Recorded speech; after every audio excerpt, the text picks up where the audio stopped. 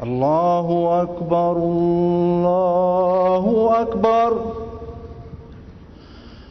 الله أكبر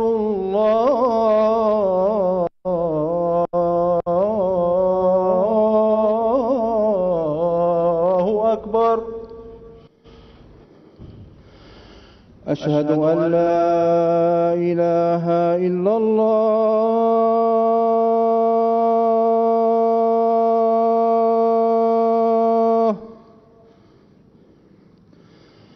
أشهد أن لا إله إلا الله.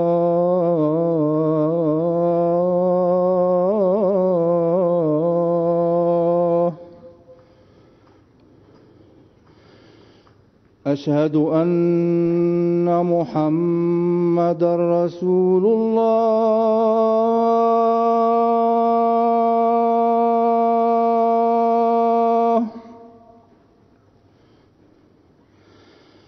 أشهد أن محمدًا رسول الله.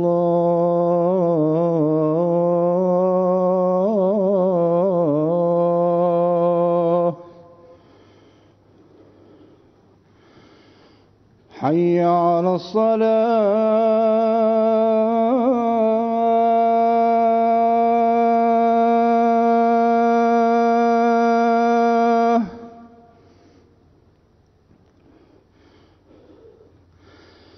حي على الصلاة.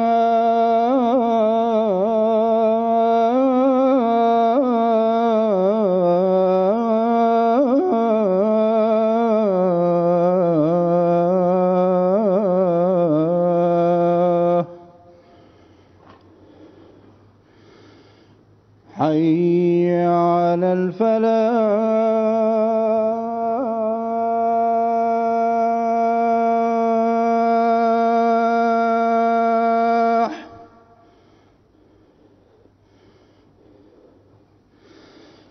حي على الفلاح.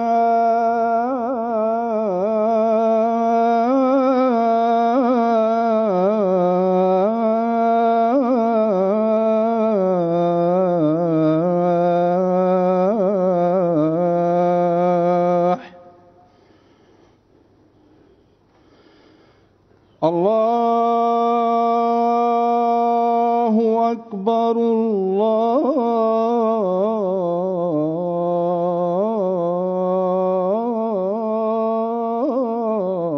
الله أكبر. لا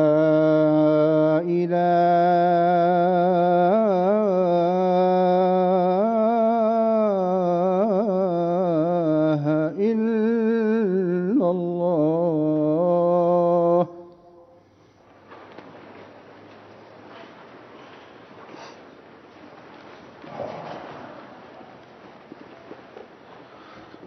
अस्सलामु अलैकुम रहमतुल्लाह।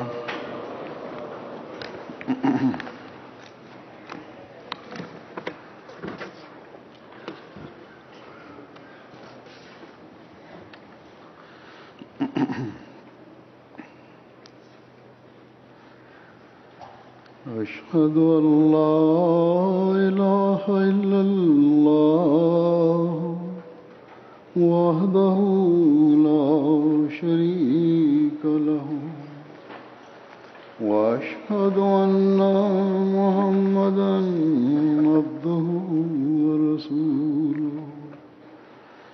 أما بعد فأعوذ بالله من الشيطان الرجيم. بسم الله الرحمن الرحيم. الحمد لله رب العالمين. الرحمن الرحيم. مالك يوم الدين. إياك نعبد وإياك نستعين. اهدنا الصراط المستقيم صراط الذين أنعمت عليهم غير المغضوب عليهم ولا الضالين.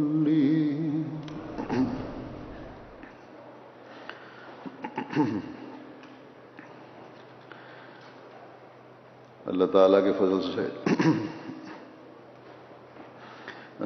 کے فضل سے آج UK کا جلسہ سالانہ شروع ہو رہا ہے.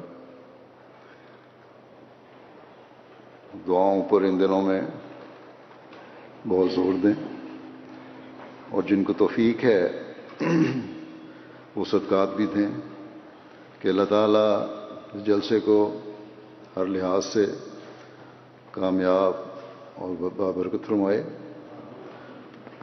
اور سب لوگ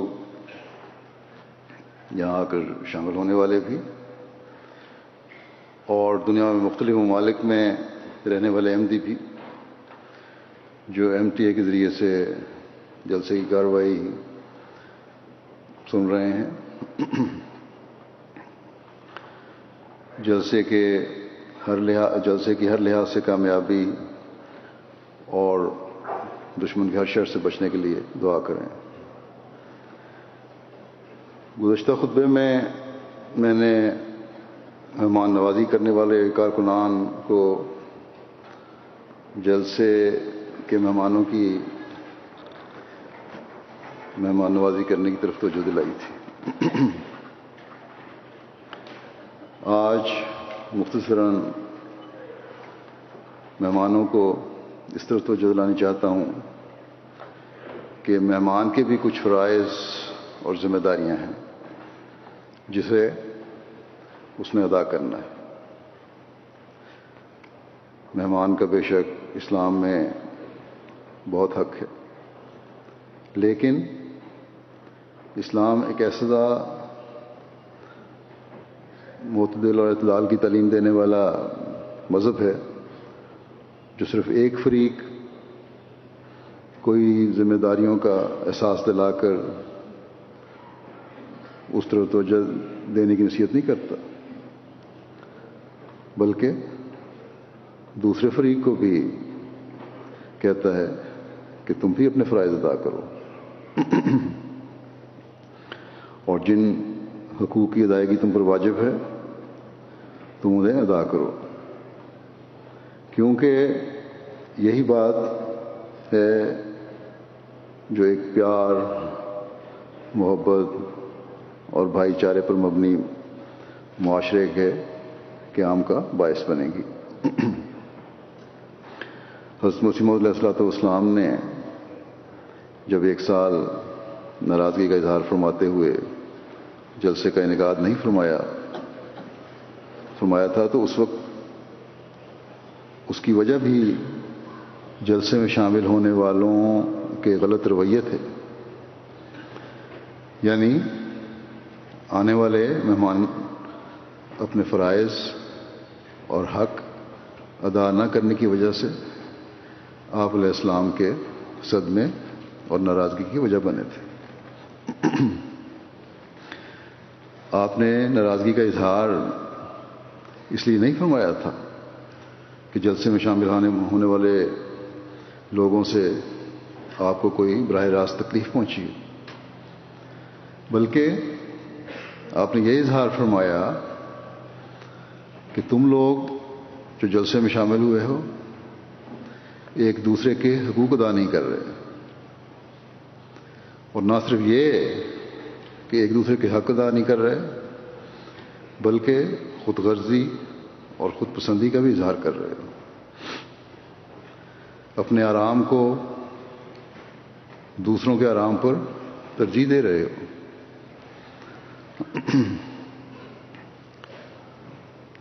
جلسے پر آ کر اس طرح کے اظہار کر رہے ہو کہ گویا یہ کوئی دنیاوی میلہ ہے، جبکہ جلسے پر آنے کا مقصد تو تقوی میں ترقی کرنا، خدا تعالیٰ سے اپنے تعلق میں بڑھنا، اور ایک دوسرے کے حقوق ادا کرنا اور ایک دوسرے کے لیے اپنے قربانی کے جذبے اور معیار کو بڑھانا ہے. اور جب آپ نے دیکھا کہ اس معیار پر کچھ لوگ پورا نہیں اتر رہے تو آپ کو بڑا صدمہ پہنچا، جس کا اظہار آپ نے بڑا کھل کر فرمایا. بس جلسے میں شامل ہونے والے مہمان جب جلسے میں شامل ہونے کے لیے آتے ہیں تو صرف وہ مہمان نہیں ہوتے کہ بحیثیت مہمان اپنے سے بہتر سلوک اور آرام و آسائش کی توقع رکھیں، بلکہ اظہار و قربانی کے اعلیٰ معیار بھی وہ حاصل کرنے والے ہونے چاہیے. اور جلسے منعقد کرنے کا جو مقصد ہے وہ ہر وقت ان کے سامنے ہونا چاہیے، جو جیسا کہ میں نے کہا اللہ سے تعلق و روحانی میں ترقی ہے اور ایک دوسرے کا حق ادا کرنا ہے. جہاں تک غیر از جماعت مہمانوں کا تعلق ہے تو یقیناً ہم نے ان کا خیال رکھنا ہے اور ان کی مہمان نوازی میں اپنے وسائل کے مطابق جس حد تک سہولت مہیا ہو سکتی ہے اور مہمان نوازی کا حق ادا ہو سکتا ہے ادا کرنا ہے. اور خاص طور پر بعض قوموں کے سرداروں کے سردار جو ہیں وہ بھی مہمان بن کے آئے ہیں، ان کا جہاں تک مہمان بن کے آنے کا تعلق ہے ان کی مہمان نوازی خاص توجہ سے کرنی چاہیے، کیونکہ یہ آن حضرت صلی اللہ علیہ وسلم کا ارشاد بھی ہے کہ قوموں کے لیڈر اور سردار جو تمہارے پاس آئیں تو ان کو عزت دو، ان کا احترام کرو اور ان کی خاطر تواضع کرو. اسی طرح حق کی تلاش میں آنے والے جو ہیں لوگ وہ بھی بہت سارے لوگ آتے ہیں، وہ کوئی بھی ہوں، ان کی مہمان نوازی ہمیں پوری طرح کرنی چاہیے.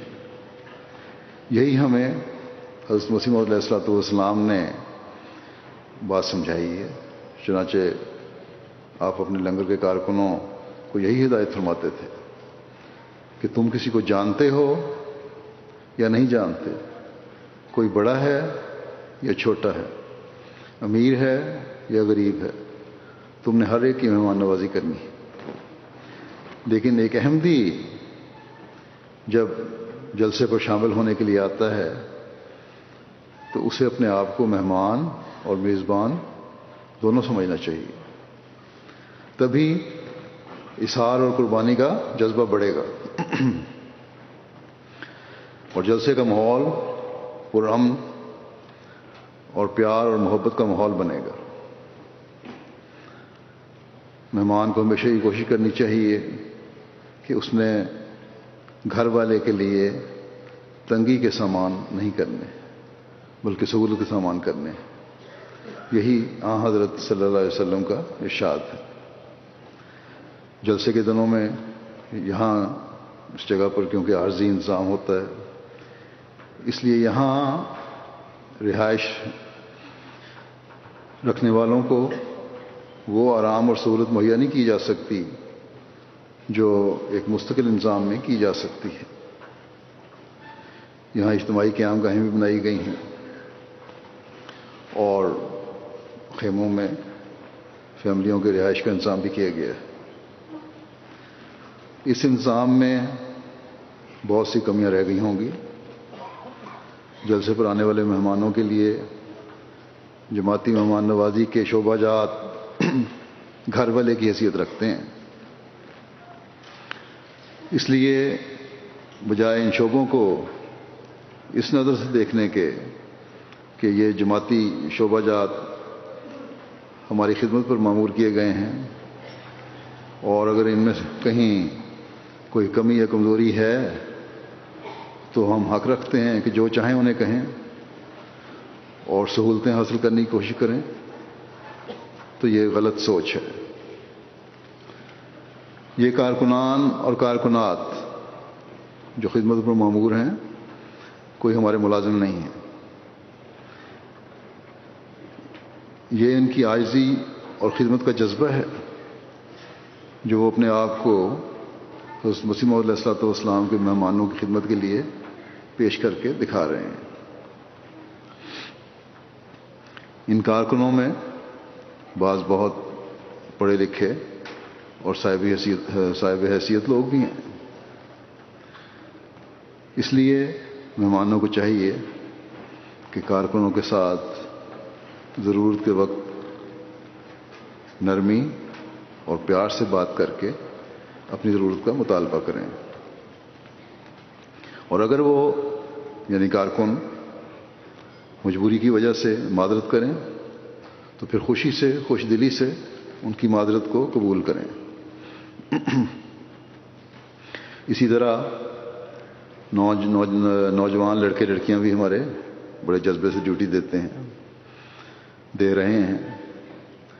بعض دفعہ بعض بڑوں کے غلط رویے اور بات کرنے کے طریق سے ان نوجوانوں کو کوئی ٹھوکر لگتی ہے اور یہ لوگ بڑے ان کی ٹھوکر کا باعث بن جاتے ہیں. بس اس لحاظ سے بھی ہر ایک کو خیال رکھنا چاہیے. بڑوں کو بھی چھوٹوں سے شفقت سے پیش آنا چاہیے. ہر احمدی آنے والا مہمان اپنے آپ کو صرف مہمان نہ سمجھے جیسا کہ میں نے کہا، بلکہ اس نیت سے جلسے میں شامل ہو کہ میرا اصل مقصد جلسے میں شامل ہو کر حضرت مسیح موعود علیہ الصلوۃ والسلام کی دعاؤں کا وارث بننا ہے، جلسے کی برکات سے فائدہ اٹھانا ہے اور اپنی روحانیت میں ترقی کرنا ہے، نہ کہ چھوٹی چھوٹی دنیاوی سہولتوں اور باتوں کے پیچھے اپنا وقت ضائع کرنا اور ماحول کو اس وجہ سے مقدر اور خراب کرنا. لیکن کارکنان کو بھی میں یہاں دوبارہ یہی کہوں گا کہ جو بھی حالات ہوں، جیسا بھی کسی کا رویہ ہو، آپ لوگوں نے خوش اخلاقی اور صبر اور حوصلے کا مظاہرہ کرنا ہے. مہمانوں کو کھانے کے لیے جو بھی میسر آئے ان 3 دنوں میں انہیں ہنسی خوشی اسے کھا لینا چاہیے. دیکھیں یہ کتنا بڑا جذبہ ہے کہ بعض لوگ جو بعض محکموں میں افسر ہیں صرف اس لیے کہ حضرت مسیح موعود علیہ الصلوۃ والسلام کے مہمانوں کی خدمت میں برکت ہے، رخصتیں لے کر ایک شوق اور جذبے سے کھانا پکانے کی خدمت بھی سر انجام دیتے ہیں. اس لیے کھانے کے مزے میں اگر کمی بیشی بھی ہو جائے تو شکایت کی ضرورت نہیں. لیکن کارکن بھی یاد رکھیں جو کھانا کھلانے والے ہیں، جو کھانا تقسیم کرنے والے ہیں، کہ جب کسی کو کھانا دیں تو عزت سے دیں، اور اگر کوئی 10 مرتبہ بھی سالن کا مطالبہ کرے اور اپنی مرضی کا سالن ڈلوانا چاہے تو ڈال دیں. بعض دفعہ کھانا کھلانے کی جگہوں پر چھوٹی چھوٹی باتوں پر بدمزگی پیدا ہو جاتی ہے، اس سے بچنے کی کوشش کرنی چاہیے. اسی طرح مہمان یہ بھی خیال رکھیں کہ کھانا کھا کر جتنی جلدی ہو سکے کھانے کی مارکی کو چھوڑ دیں تاکہ دوسرے لوگ بھی آرام سے آ کر کھانا کھا سکیں. کوشش تو انسانیہ کی یہی ہوتی ہے کہ ایک وقت میں زیادہ سے زیادہ لوگوں کو کھانا کھلایا جا سکے اور جگہ بھی اضافہ کر کے وسیع کر کے بنانے کی کوشش کی جاتی ہے. لیکن پھر بھی رش میں مشکل پیش آ جاتی ہے. اگر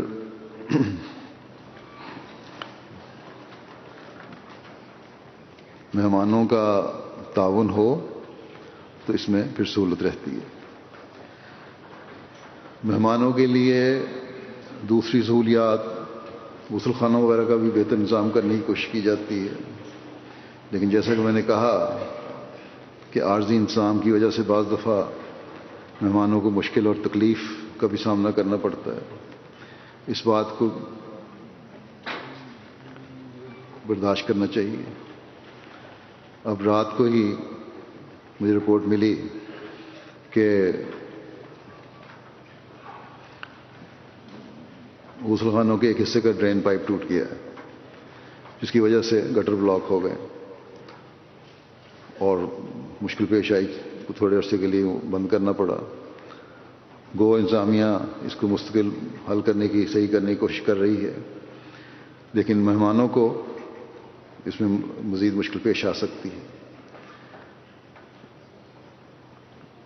اس کے علاوہ جیسا کہ میں نے گزشتہ خطبے میں بھی کہا تھا کہ ٹرانسپورٹ کے اور پارکنگ کے انتظام میں اس دفعہ سہولت کی خاطر کچھ تبدیلی کی گئی ہے، اور ابھی تک جو میری رپورٹ ہے اس کے مطابق تو اس سہولت سے فائدہ ہو رہا ہے، اور ٹریفک کا جو رش تھا یا ٹریفک جام ہو جاتا تھا اس میں کافی حد تک کمی ہے، بلکہ بہتر فلو ہے ٹریفک کا.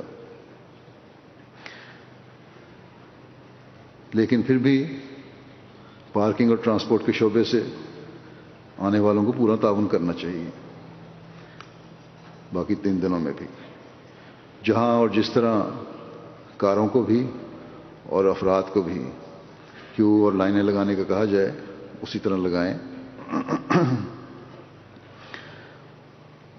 جیسا کہ میں نے کہا کاروں کی پارکنگ، بڑی پارکنگ اور جگہ بھی لی گئی ہے، وہاں سے بسوں پہ لایا جائے گا، اس میں بھرپور تعاون کریں. اگر تعاون ہوگا تو بغیر ٹریفک رکے آسانی سے وقت پر پہنچ سکتے ہیں. عموماً ہر سال جمعے کے وقت لوگ بڑے لیٹ سے پہنچتے تھے اور آخر وقت تک آ رہے ہوتے تھے، بلکہ مجھے کہا جاتا تھا کہ کچھ لیٹ آئیں تاکہ لوگ پہنچ جائیں. لیکن اس دفعہ لگتا ہے کچھ بہتر انتظام ہے اس وجہ سے.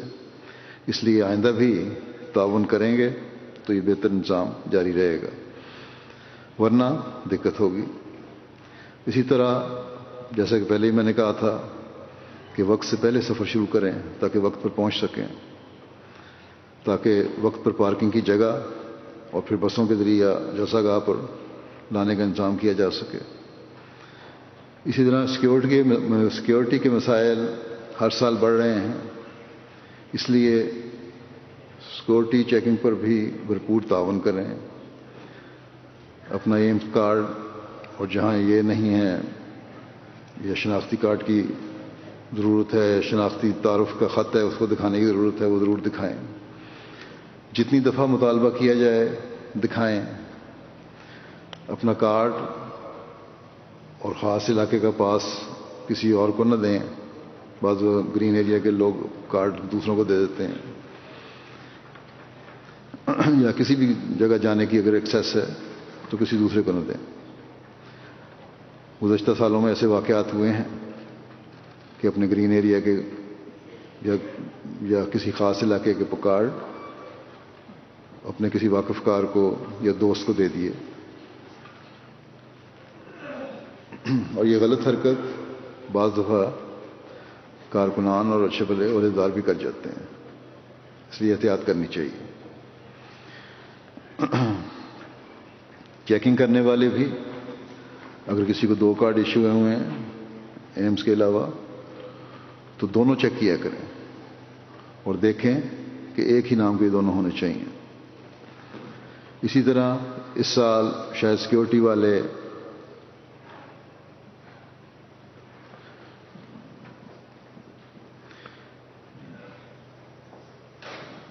اس بات کو بھی چیک کریں اور روکیں ان لوگوں کو جو اپنے ساتھ پانی کی بوتلیں لاتے ہیں. اس چیکنگ میں بھی تعاون کریں کیونکہ یہ سرکاری محکموں کی طرف سے ہمیں اس طرح توجہ دلائی گئی ہے، اور یہ سب حفاظتی اقدامات کے لیے ہے، اس لیے سب کو تعاون کرنا چاہیے. سیکیورٹی چیک کرنے والے کارکنوں کا بھی کام ہے کہ چاہے کوئی جاننے والا ہے یا نہ جاننے والا ہے، کارکن ہے یا غیر کارکن ہے، عہدیدار ہے یا غیر عہدیدار ہے، ہر ایک کو چیک کریں. اس لیے کسی کو برا ماننے کی ضرورت نہیں اس بارے میں، اور نہ چیکنگ کرنے والوں کو شرمانے کی ضرورت ہے. اسی طرح یہ بھی ضروری ہے کہ ہر شخص اپنے دائیں بائیں اپنے ماحول پر نظر رکھے. یہ بہت ضروری ہے. اور سب سے بڑھ کر جیسا کہ میں نے پہلے بھی کہا تھا کہ ان دنوں میں دعاؤں پر بہت زور دیں. اللہ تعالیٰ ہر لحاظ سے جلسے کو ببرکت فرمائے.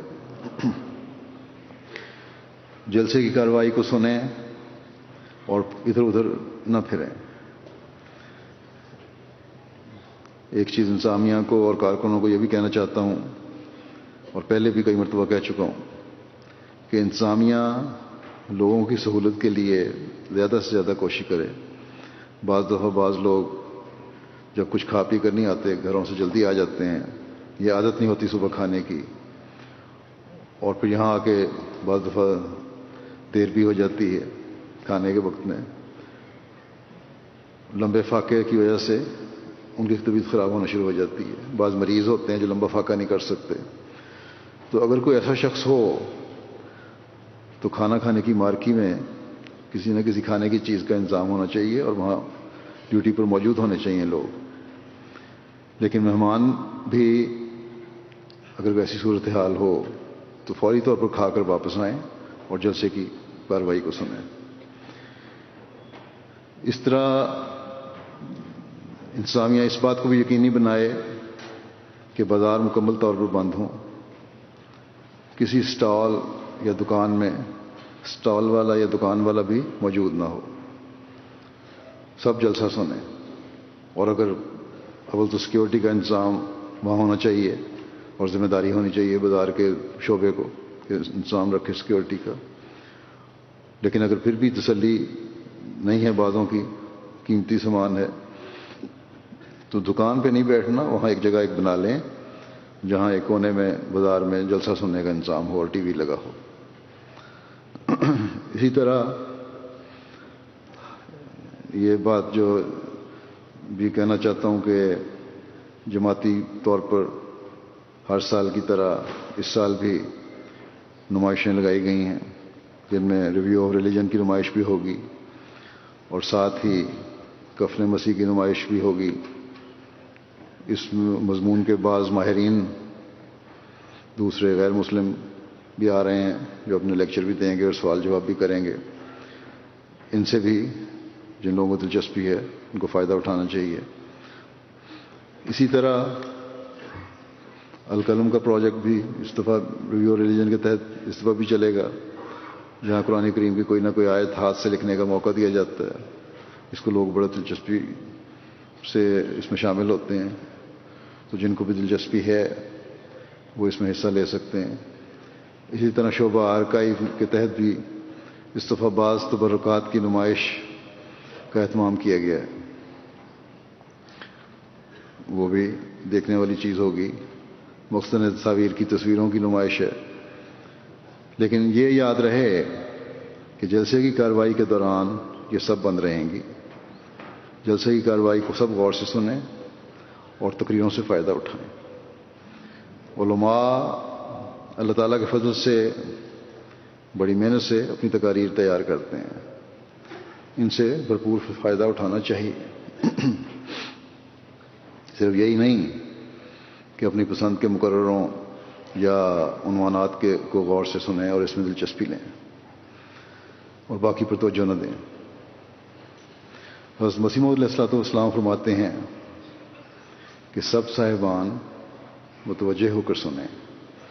میں اپنی جماعت اور خود اپنی ذات اور اپنے نفس کے لیے یہی چاہتا ہوں اور پسند کرتا ہوں کہ ظاہری کی لوکال جو لیکچروں میں ہوتی ہے اس کو ہی پسند نہ کیا جائے اور ساری غرض و غایت آ کر اسی پر نہ ٹھہر جائے کہ بولنے والا کیسی جادو بھری تقریر کر رہا ہے، الفاظ میں کیسا زور ہے. میں اس بات پر راضی نہیں ہوتا. فرماتے ہیں میں تو یہی پسند کرتا ہوں، اور نہ بناوٹ سے اور تکلف سے، بناوٹ اور تکلف کوئی نہیں، بلکہ میری طبیعت اور فطرت کا یہی اقتضا ہے کہ جو کام ہو اللہ کے لیے ہو. فرمایا کہ جو بات ہو خدا کے واسطے ہو. پھر آپ فرماتے ہیں ہم جو کچھ کہیں خدا کے لیے کہیں، اس کی رضا حاصل کرنے کے واسطے، اور جو کچھ سنیں خدا کی باتیں سمجھ کر سنیں، اور نیز عمل کرنے کے واسطے سنیں. اور مجلس واعظ سے ہم صرف اتنا ہی حصہ نہ لے جائیں کہ یہ کہیں کہ آج بہت اچھا واعظ ہوا. سنیں، غور سے سنیں، اور اس نیت سے سنیں کہ عمل کرنا ہے. صرف اس نیت سے نہ سنیں کہ واعظ کی تعریف کرنی. پھر آپ فرماتے ہیں مسلمانوں میں ادبار اور زوال آنے کی بڑی بھاری وجہ ہے. کیوں گراوٹ پیدا ہوئی دوسرے مسلمانوں میں؟ اس کی بھاری وجہ یہی ہے کہ وہ اس نیت سے نہیں سنتے تھے. فرمایا ورنہ اس قدر کانفرنسیں اور انجمنیں اور مجلسیں ہوتی ہیں، اور وہاں بڑے بڑے لسان اور لیکچرر اپنے لیکچر پڑھتے ہیں اور تقریریں کرتے ہیں، اور شاعر قوم کی حالت پر نوحہ خوانیاں کرتے ہیں. وہ بات کیا ہے کہ اس کا کچھ بھی اثر نہیں ہوتا. فرمایا کہ قوم دن بدن ترقی کے بجائے تنزل کی طرف جاتی ہے. یہی ہم دیکھتے چلے آ رہے ہیں، اور آج کل تو اور بھی زیادہ بھیانک حالات ہوتے چلے جا رہے ہیں. فرمایا کہ بات یہی ہے کہ ان مجلسوں میں آنے جانے والے اخلاص لے کر نہیں جاتے. بس اس بنیادی بات کو ہر شامل ہونے والے کو سمجھنا چاہیے کہ اخلاص کے ساتھ جلسے کے پروگرام میں شامل ہوں، تقاریر کو سنیں، اور اس نیت سے سنیں کہ ہم نے ان پر عمل کرنے کی حد المقدور کوشش کرنی. احمدی علماء پر اللہ تعالیٰ کا یہ بڑا فضل ہے کہ وہ حضرت مسیح علیہ الصلوۃ والسلام کے علم کلام سے استفادہ کرتے ہیں. اللہ تعالیٰ اور اس کے رسول کی باتیں اس سے استفادہ کرتے ہوئے ہم تک پہنچاتے ہیں. روحانی اور علمی مضامین بیان کرتے ہیں. اگر ہم حقیقت میں اس سے استفادہ کرنے والے ہوں تو اپنی زندگیوں میں ایک انقلاب پیدا کر سکتے ہیں. اللہ تعالیٰ تمام شاملین کو جلسے کے مقاصد کو پورا کرنے کی توفیق عطا فرمائے.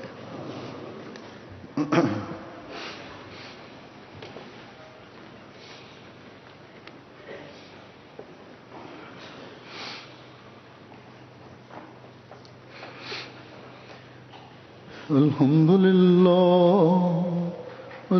لله نحمده ونستعينه ونستغفره ونؤمن به ونتوكل عليه ونعوذ بالله من شرور أنفسنا ومن سيئات أعمالنا. من يهده الله فلا مضل له ومن يضلل فلا هادي له. ونشهد أن لا إله إلا الله ونشهد أن محمدا عبده ورسوله. عباد الله رحمكم الله، إن الله يأمر بالعدل والإحسان وإيتاء ذي القربى وينهى عن الفحشاء والمنكر والبغي يعظكم لعلكم تذكرون. اذكروا الله يذكركم وادعوه يستجب لكم ولذكر الله أكبر.